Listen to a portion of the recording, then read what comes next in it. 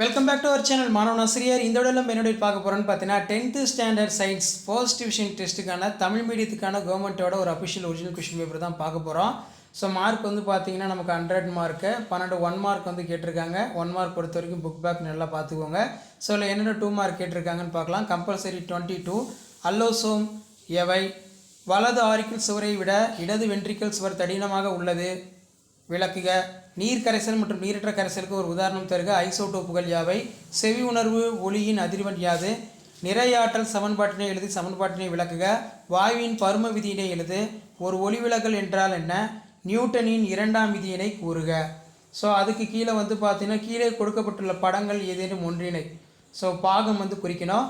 Next வந்து பார்த்தீங்கன்னா நிறை மற்றும் எடை வேறுபடுத்துக.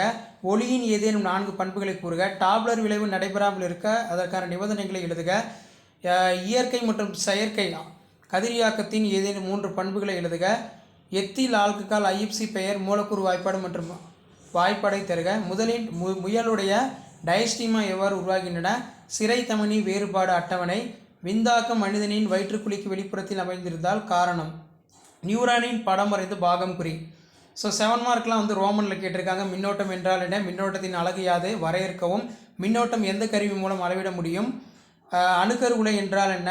பட விளக்கத்துடன் இன்றியமையாத பாகங்கள். அணுக்களுக்கும் மூலக்கூறுகளுக்கும் வேறுபாடுகள் 2 எழுது. மூலக்கூறில் உள்ள தனிமங்களின் இடையினை கணக்கிடுக. சோப்பு மற்றும் டிஜர்ஜென்ட் வேறுபாடு அனைத்தையும் அட்டவணைப்படுத்துக.